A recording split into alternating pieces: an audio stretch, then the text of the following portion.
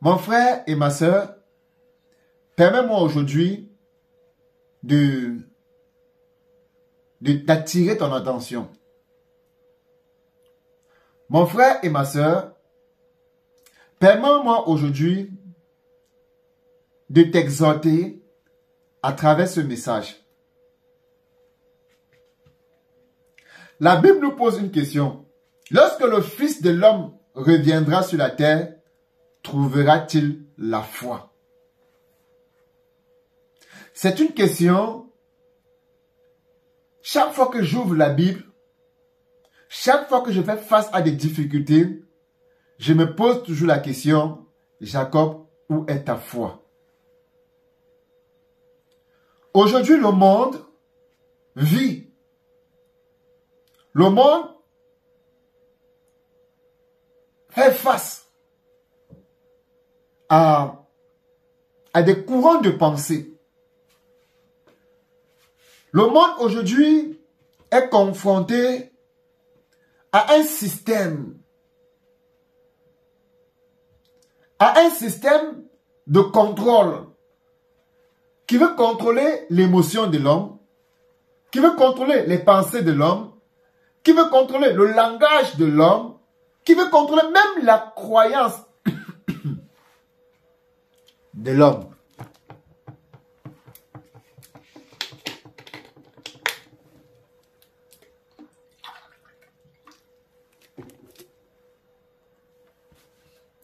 Le monde vit aujourd'hui,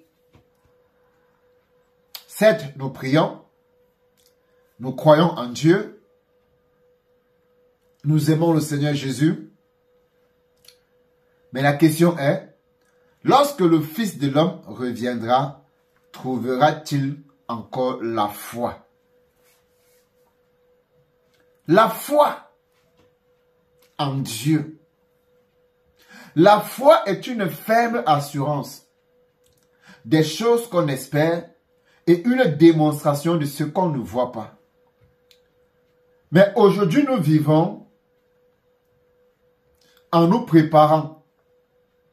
Nous vivons aujourd'hui en planifiant.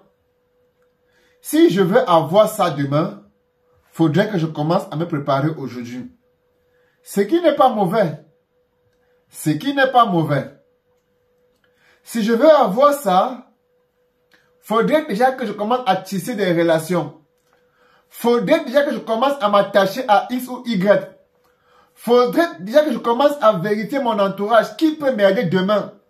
Lorsque je serai à tel niveau, est-ce que je peux avoir dans mon entourage une personne vers qui je peux tendre la main? Ce qui est choquant aujourd'hui, c'est que même les enfants de Dieu se retrouvent dans ce système de pensée.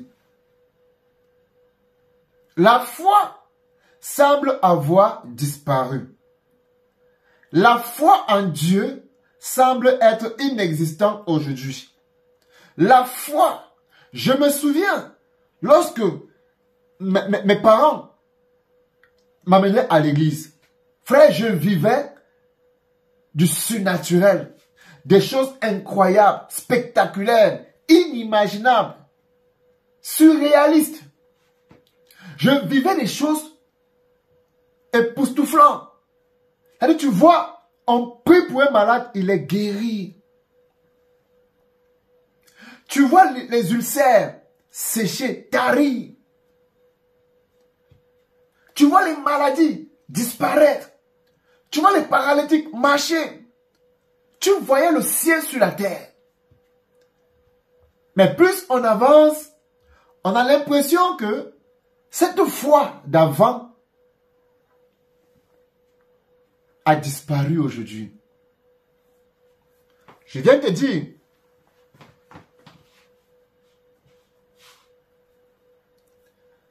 il te faut la foi pour vivre les promesses de Dieu, pour vivre les bénédictions que Dieu a prévues pour toi.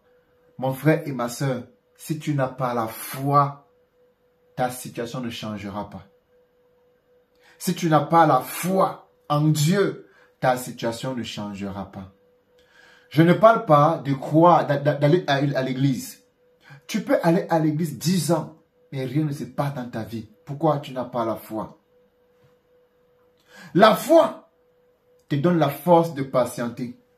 La foi te donne l'assurance. Qu'il pleuve ou qu'il neige, j'aurai. Qu'il pleuve ou qu'il neige, j'enfanterai. Qu'il pleuve ou qu'il neige, je serai guéri. Même si ma maladie a déjà duré 12 ans, je sais que je vais guérir. Qu'il pleuve ou qu'il neige, peu importe ce que les médecins ont dit, peu importe ce que les hommes disent, racontent, les médecins racontent, peu importe ce qu'on dit autour de moi, une chose est que je crois en Dieu et ce Dieu ne restera pas indifférent à ma situation. Bien-aimés frères et sœurs, lorsque tu regardes la vie de Jésus dans la Bible, c'était une vie de foi. As-tu la foi? Ou alors tu regardes à ton pasteur, tu regardes à ton prophète, mais tous les jours tu es à l'église, tous les jours tu pries, tu mets même des statuts, des prédications, mais ta vie ne donne même pas envie aux autres d'aimer ce Jésus.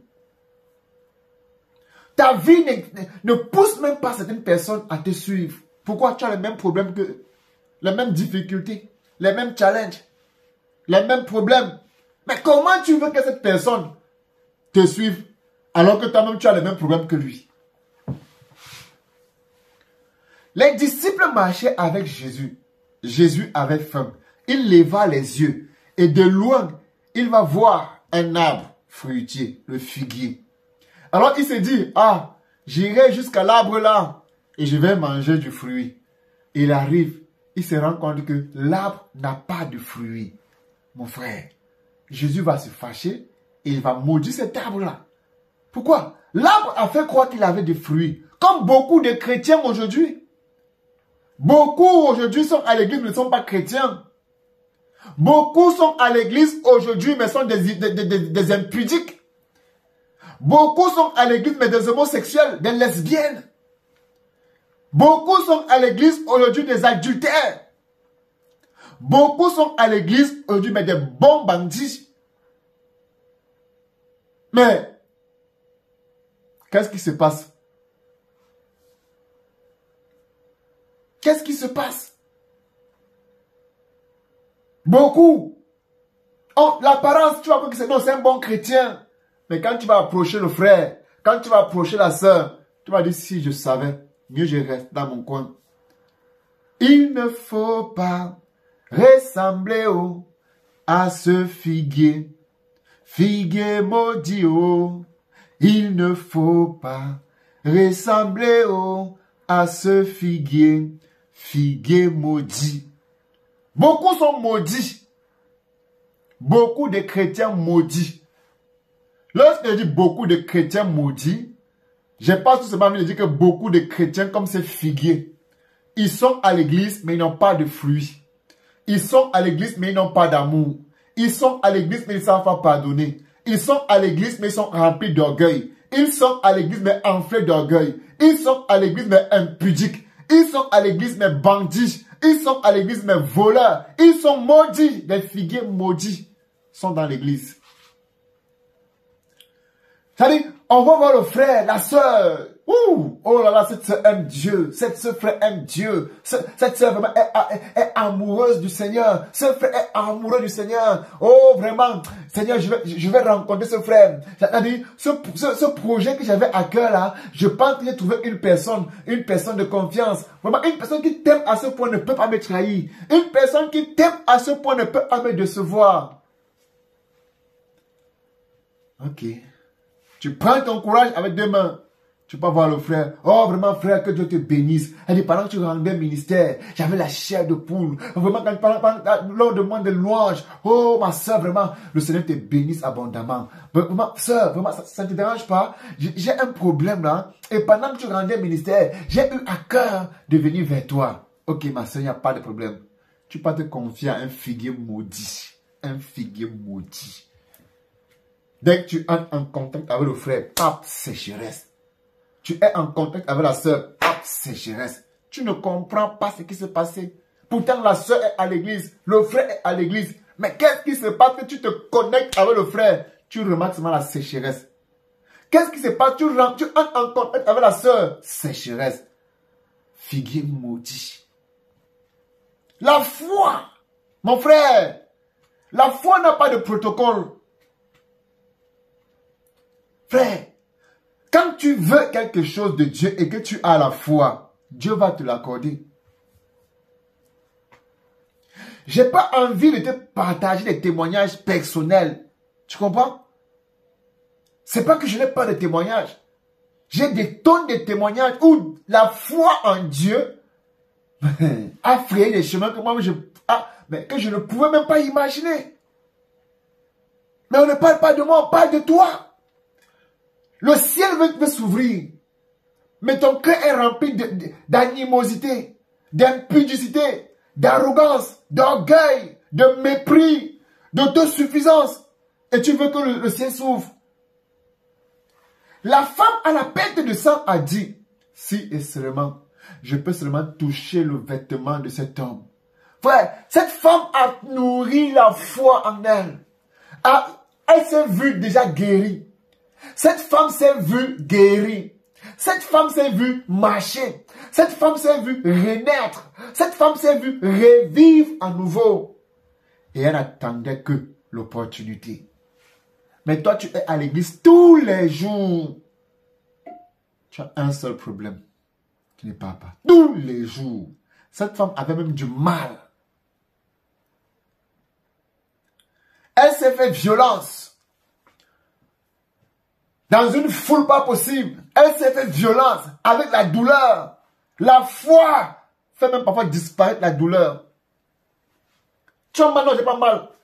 Mais toi, si tu connais ce que tu ressens, la foi, les gens vont te voir dire que, hé madame, tu n'as pas... Allez, les gens auront même pitié de toi, mais toi, tu seras la personne qui n'a pas pitié de toi. Les gens vont voir ta maladie, mais toi, tu vas voir ta guérison. Les gens vont voir tes problèmes, mais toi, tu vas voir la solution. On dit, mais toi, tu es fou, toi, tu es folle. Dans cet état, comment comptes-tu aller là? Non, ouais. Si et seulement je pouvais toucher le vêtement de Jésus. Et par la foi, elle a eu la force. La foi l'a permis d'aller jusqu'au bout. La foi l'a galvanisé, l'a motivé, l'a boosté, l'a encouragé, l'a édifié. Sa petite foi l'a fait braver la foule, les obstacles. Elle est allée toucher, jusqu'à la réussir à toucher le pan du vêtement de Jésus. Et c'était ça sa prière. Je vais toucher seulement, je vais frôler son vêtement. Même pas toucher son pied, je vais toucher son vêtement. La foi te donne une assurance. La foi te donne une confiance. La foi te donne une certitude. La foi en Dieu. Mon frère, les gens vont te dire que tu es fou. Quand tu vas dire à quelqu'un, dans 5 ans, j'aurai une maison. On va te regarder. Quand tu sors d'où? À peine tu viens d'arriver, tu te projettes déjà à avoir une maison. Tu vas leur dire, dans 5 ans, j'aurai 500 000 euros. Les gars vont te regarder. Attends un peu voir. 500 000 euros. Tu vas seulement vendre quoi? Tu vas travailler dans quoi? Avec 500 000 euros, tu vas économiser combien? En fait, tu vas commencer par où? Les gens vont commencer à réfléchir. Mon frère, ce n'est pas là mon problème. Ce n'est pas là mon problème. Le comment ne m'appartient pas. Le comment appartient à Dieu. Il a dit que quoi? Demandez et on vous donnera. Cherchez et vous trouverez. Frappez et on vous ouvrira. À celui qui demande, reçoit. Celui qui frappe, on ouvre. Et celui qui cherche, trouve. Mon frère, est-ce que c'est mon problème? C'est Dieu qui a dit, tout ce que vous me demanderez en mon nom, je le ferai. Si Dieu est capable de faire pousser l'herbe et que demain, on va jeter cette l'herbe-là, à combien plus forte raison, moi, qui vais dire à Dieu, Seigneur, j'ai besoin de ceci pour ta gloire. Je veux ceci pour ta gloire. Je veux ça pour ta gloire. Dieu ne va pas te donner où est passée ta foi. Où est passée ta foi? As-tu encore la foi? Cette foi qui va te pousser à tout laisser pour dire Seigneur, j'avance, je jette tout. Je me livre totalement. Tu peux, oh, je me livre totalement. Sans rien retenir. Sans rien retenir. Sans rien retenir. Aujourd'hui, on dit on a la foi, mais on s'accroche. Il y a quelque chose sur lequel on s'appuie. Oh oui, Dieu, tu es bon. Oh Dieu, tu es merveilleux. Tout ça parce qu'on a quelque chose, on a un appui. Oh Seigneur, non, tu es fidèle, tu es bon. Pourquoi? Parce que on a quelque chose sur lequel on s'appuie. Et si Dieu te coupait cette béquille-là, tu vas faire comment? Beaucoup abandonnent, beaucoup rétrogradent. Pourquoi? Parce que ce sur quoi ils avaient placé leur espoir est parti. Ce sur quoi ils avaient mis leur confiance est parti. Alors tu vas voir, ah le Seigneur m'a abandonné. Ah le Seigneur vraiment, ah je traverse le désert. Je traverse le désert. C'est pas le désert que tu traverses. Dieu a enlevé la béquille pour que tu dépendes totalement sur lui. Tu comptes sur lui. La foi. Bartimée, oh. Frère, je suis fatigué d'être conduit par des gens. Moi aussi, j'ai besoin de voir.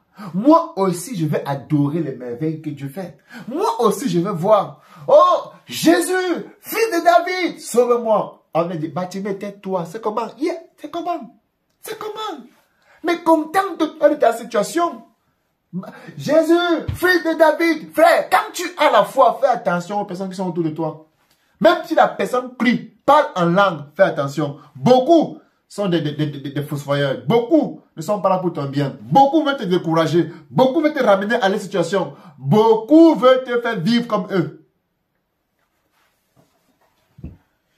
Je crois que Dieu va me donner ce terrain. Je crois que j'aurai cette maison. Je crois que j'aurai ça. Je crois que j'aurai ceci. Je crois, non. Ah, frère, tu perds ton temps, hein. Nous, on a des puits. On a prié comme toi. On a même fait plus que toi. Ça n'a rien marché. Frère, contente-nous seulement. En avant, Dieu est bon. Dieu est souverain, frère. Dieu est bon. Tu veux, ça va changer quoi? Il dit, frère, attends, tu vois la soeur là? C'est une femme de prière. Une femme de feu. Mais regarde, son mari est mort. Pourtant, elle priait. Frère, quand son mari était malade, cette femme priait. Elle jeûnait. 40 jours de jeûne. 50 jours de jeûne. Cette femme, elle jeûnait. Mais ça n'a pas empêché que son mari meure. Laisse ça. Tu pries quoi? Frère, content de toi. Rends grâce à Dieu. Tout ce que Dieu fait est bon. Oh! Tout ce que Dieu fait est bon. Mais il y a ce que je dois accepter. Il y a ce que je dois refuser. Oh! Oui! Oui, j'accepte pas tout. Quoi? Quoi? Non! Mon ami, même la femme de Jacob a dit que, hé, ici, pas mon mari, quand même, Seigneur, pas quand même, pas mon mari. Pas mon mari, va faire. Donc, il y a des choses que tu peux faire, Jacques, je comprends. Il y a ce que tu peux faire, je comprends. Mais comment? Non, attends un peu. Quand même. Quand même. Bien-aimés frères et sœurs, la foi est une ferme assurance. Lorsque tu as la foi, mon frère, ferme tes oreilles, ferme tes yeux, regarde à Jésus. Lorsque tu as la foi, fais attention à ce que tu écoutes. Parce que la Bible dit que la foi vient de ce qu'on entend et ce qu'on entend vient de la parole de Dieu. Si ce que tu écoutes ne nourrit pas ta foi, mon frère, c'est pas toi. Si ce que tu écoutes ne te galvanise pas, mon frère, détache-toi. Aime la parole de Dieu. Nourris-toi de la parole de Dieu. C'est la parole de Dieu qui va alimenter ta foi. Que Dieu te bénisse. À très bientôt.